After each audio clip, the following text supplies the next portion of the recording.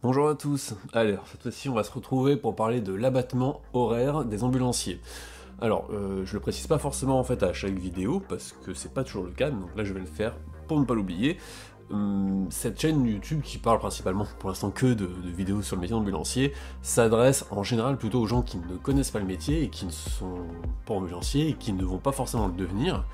Et c'est plutôt en fait pour les informer en fait de nos problèmes de conditions de travail. C'est la première vidéo que j'ai tournée était basée sur ça, et la suite en fait prend le même chemin. C'est pour un peu éclairer les gens. Mais bien sûr, ça peut aussi aider les gens qui souhaitent devenir ambulanciers ou les gens qui vraiment débutent dans les ambulances. Donc certaines vidéos en fait, quand on est ambulancier, ça ne vous sert à rien de les regarder. Et donc celle-ci, cette vidéo-là, donc n'a aucun intérêt pour un ambulancier qui a déjà de l'expérience parce qu'il saura exactement de quoi je parle. À part pour les dernières arrivées, encore quoique, c'est pas forcément sûr. Donc, alors, qu'est-ce que c'est l'abattement? Eh ben voilà, donc déjà vous avez appris, grâce aux vidéos précédentes que vous avez peut-être vues, que l'ambulancier travaille dans des mauvaises conditions de travail, rarement le temps de manger, beaucoup de stress, il sait jamais quand est-ce qu'il commence sa journée de travail, c'est-à-dire qu'il sait le soir, pour le lendemain à quelle heure il va commencer, et il sait jamais à quelle heure il finit, donc il ne peut jamais s'organiser pour prendre un rendez-vous médical, etc. C'est très compliqué, il a pas le temps de bouffer, il mange en roulant, il est toujours stressé, on l'appelle tout le temps, bref, voilà, le manque de respect des gens, de considération sur la route, etc. Bref, je vais pas vous refaire la première vidéo. Et ben en plus, comme si ça suffisait pas, il y a aussi l'abattement horaire. Alors qu'est-ce que c'est? Ben, c'est très simple. Au début, donc je crois que c'est au début des années 2000, on a mis en fait en place, enfin on a mis, c'est pour les employés, on est bien d'accord, il y a eu en fait un abattement qui a été appliqué sur les horaires de travail, c'est-à-dire qu'en fait on ne vous payait pas en fait toute votre amplitude horaire de travail. Et à la base, on était sur un coefficient de 0,75, c'est-à-dire qu'en fait, on ne vous payait pas 25% de vos heures. Alors ce coefficient pouvait être variable en fonction du nombre de gardes, je crois, que vous faisiez dans un mois, mais en gros, le coefficient était entre 0,75 et 0,80, 0,85. En fait, on ne vous paye pas 25% de vos heures, ou 20% de vos heures, ou 15% de vos heures.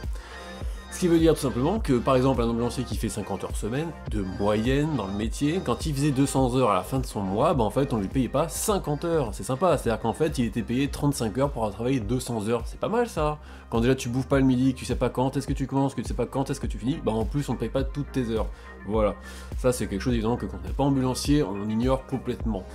Donc, maintenant, alors pourquoi ça? En fait, le problème, c'est que les ambulanciers, en fait, des fois, ont des temps d'attente. Et vous allez peut-être fumer votre cigarette, vous allez peut-être aller aux toilettes, vous avez un temps d'attente entre deux patients. Comme en fait, on ne sait pas estimer ce temps perdu, entre guillemets, en fait, on vous fait un abattement, on vous retire un pourcentage. Alors, c'est bien beau tout ça, mais comme je vous avais expliqué, en fonction, donc, dans la première vidéo, je le disais, de la position géographique de votre entreprise, du nombre d'employés dans la société, de sa politique de fonctionnement et de plein d'autres choses, et en fait, vous n'avez pas forcément beaucoup de temps d'attente, vous n'êtes pas forcément en train de vous la glander toute la journée en train d'attendre votre patient pendant 1 heure à sa consultation que vous avez déposée peut-être à 8 heures, et vous n'avez pas glandé jusqu'à 9 heures qu'il finit sa consultation, par exemple, vous allez partir faire autre chose, c'est ce qui se passe dans 99% des cas. Donc en fait, vous n'avez pas forcément de temps de glandage, et si jamais vous avez du temps de glandage, on n'oublie pas qu'on est quand même dans un véhicule, dans un utilitaire, qu'il pleut, qu'il neige, qu'il vente, qu'il fasse chaud, qu'il fasse froid, vous êtes le cul vissé dans votre ambulance, vous n'êtes pas là, vous faites pas plaisir, en fait, vous n'êtes pas chez vous, si vous voulez, vous êtes dans une bagnole, dans une rue, il y a la pollution, il y a des gens, il y a du bruit, il y a pousse-toi de là, tu me viens avec ton ambulance, connard, vous cherchez une place, vous n'êtes pas dans votre canapé chez vous, en fait, vous êtes en attente, et surtout vous êtes en disponibilité, finalement. Vous êtes toujours prêt à repartir, donc si vous avez 10 minutes, 15 minutes pour vous reposer dans votre véhicule en fumant votre clope, par exemple, si vous êtes fumeur ou passer un coup de fil, tant mieux, enfin merde, c'est un peu la moindre des choses, quand on sait pas à quelle heure on commence et à quelle heure on finit, je veux dire, et qu'on n'a pas le temps de bouffer le midi, avoir 10 minutes de glandage, c'est quand même pas mal. Alors des fois, c'est sûr que ça peut être un peu plus de 10 minutes, je dis pas le contraire, ça peut arriver, mais c'est très variable, et surtout que vous le savez pas à l'avance, vous pouvez pas vous dire « Ah ouais, c'est super, on arrive au mois de février, les mecs vont glander 2 heures par jour parce qu'il n'y a pas de boulot. » Ça ne marche pas comme ça, vous savez jamais à l'avance, donc quand est-ce que vous commencez, quand est-ce que vous finissez, mais vous savez jamais à l'avance si en fait, par chance, s'il faut, dans votre journée de boulot, ça va être tellement calme qu'en fait, vous allez pouvoir glander 1 heure.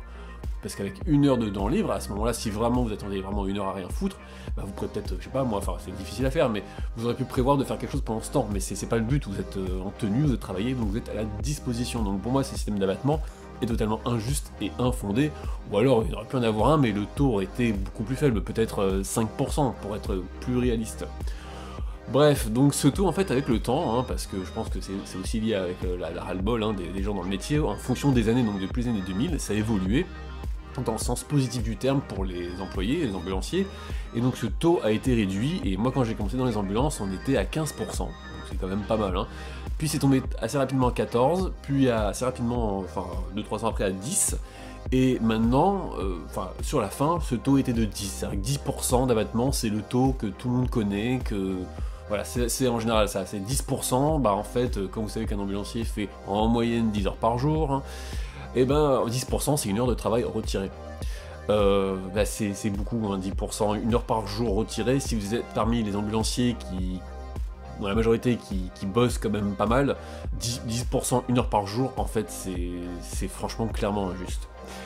Et en fait, sur la fin, donc il n'y a pas si longtemps que ça, j'ai pas les dates exactes, hein, j'ai pas les années, j'ai pas fait un travail de recherche à ce point-là, je me base vraiment sur mon vécu personnel et toutes les infos que j'ai pu retrouver sur internet pour faire cette vidéo. Cet abattement, en fait,